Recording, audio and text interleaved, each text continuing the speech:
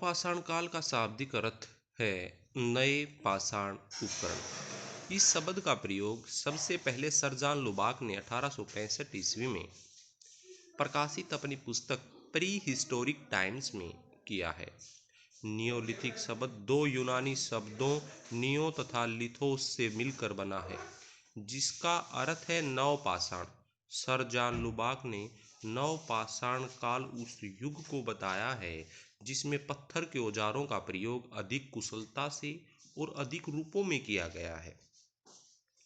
नवपाषाण काल का समय काल 4000 ईस्वी पूर्व से लेकर 2500 ईस्वी पूर्व माना गया है।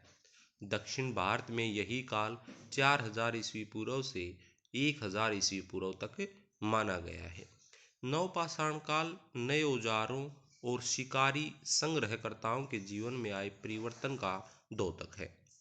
गार्डन चाइल्ड ने नवपाषाण काल को नवपाषाण क्रांति की संज्ञा दी है। हिम युग की समाप्ति के पश्चात तापमान धीरे धीरे बढ़ने लगा और जलवायु खेती एवं पशुपालन के अनुकूल बन गई। खेती और पशुपालन मानव समुदाय के सामाजिक और आर्थिक संगठन के लिए निर्णायक साबित हुए, जिसके कारण विद्वानों ने नवपाषाण युग के लिए नवपाषाण क्रांति शब्द का प्रयोग किया है। नवपाषाण काल की मुख्य विशेषताएं इस प्रकार हैं। नंबर 1 आता है कृषि। नवपाषाण काल में सर्वाधिक क्रांतिकारी परिवर्तन कृषि की शुरुआत था। इस काल में मानव ने मिट्टी में बीज डालकर फसल उगानी शुरू कर दी। मानव ने इस काल में गेहूं और जौ की खेती के अतिरिक्त चावल, बाजरे और मक्की के प्रमाण मिलते हैं। इसके अतिरिक्त पिस्ता, जैतून, अंजीर, ताड़, सेब इत्यादि फलों का प्रमाण भी इसी काल में प्रारंभ हो गया। इस काल में सिंचाई व्यवस्था की शुरुआत भी हो गई थी।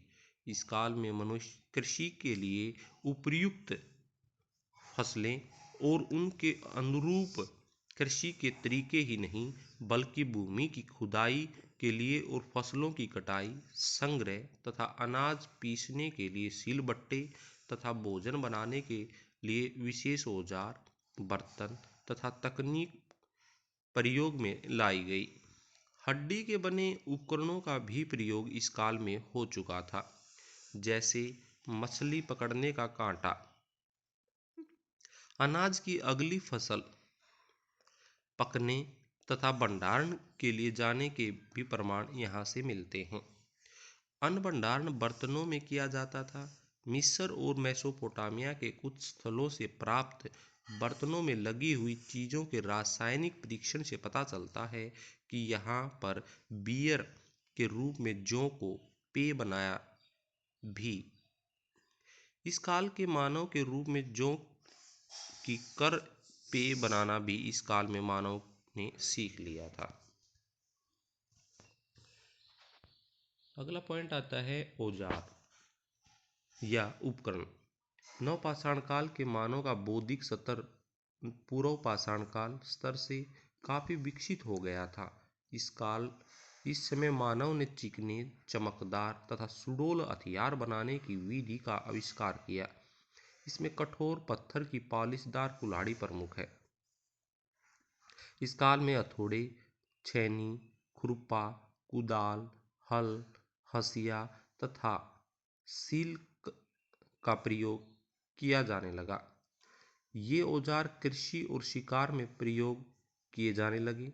भूमि खोदने के लिए सामान्यतः नुकीली छड़ी, जिसके सिरे पर सुराख करके पत्थर लगा होता था, का प्रयोग होता था, परंतु अधिकतर अफ्रीकी कबीले जमीन को खोदने में हल का प्रयोग करते थे।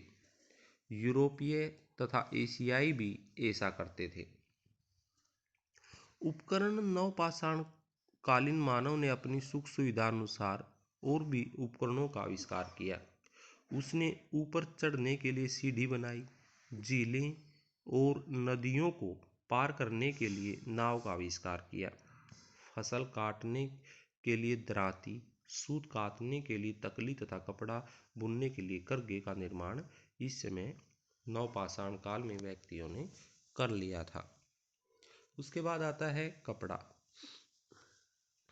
इस काल में कपड़ा बुनने की कला का भी आविष्कार हो गया था। अब वे लोग खाल एवं पत्तियों के वस्त्र पहनने लगे थे। करघे का आविष्कार एशिया में नवपाषाण काल में हुआ।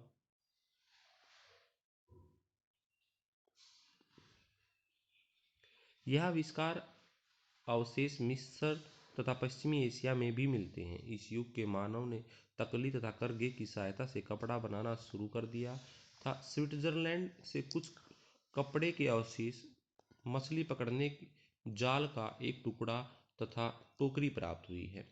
नवपाषाण गांव में कपास के प्रमाण मिलते हैं। यहाँ कपास की खेती और भेड़ पालन होता था, अतः कपड़े का व्यापक प्रयोग इस काल में शुरू हो गया था। सुइयों से वस्त्र भी सिले जाते थे।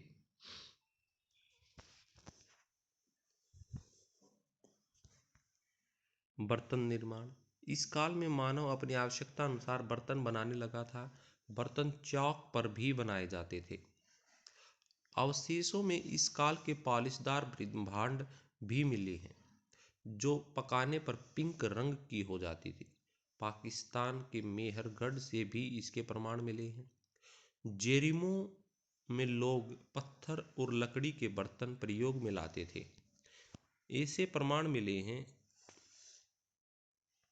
इस काल में लोग बर्तन की पृष्ठभूमि पर गहरे रंग से चित्रकारी करते थे।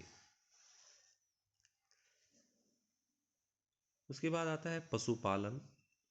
इस काल में कृषि के साथ साथ मानव ने पशुपालन की आवश्यकताओं का अनुभव किया। पशु कृषि में तो सहायक होते ही थे, साथ ही इनसे उन्हें दूध तथा मांस की प्राप्ति भी होती थी।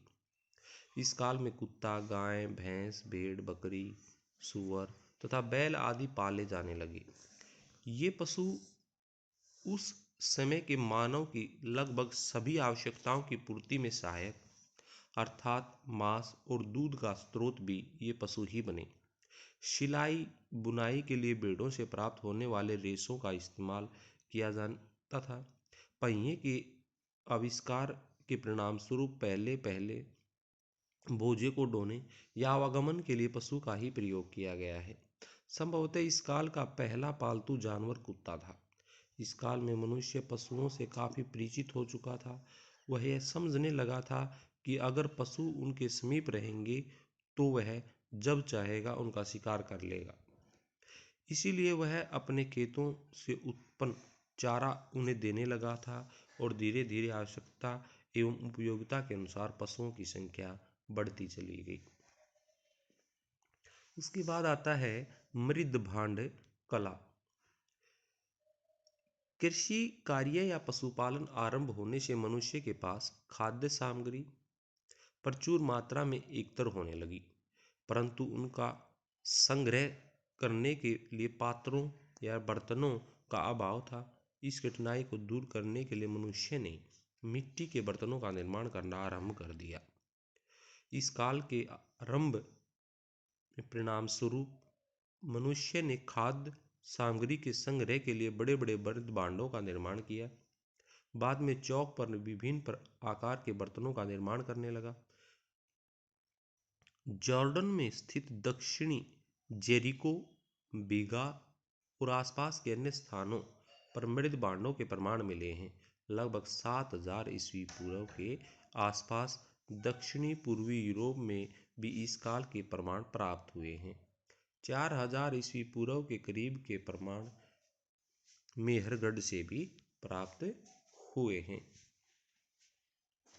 उसके बाद आता है उद्योग धंधे, जो हम अगली वीडियो में देखेंगे।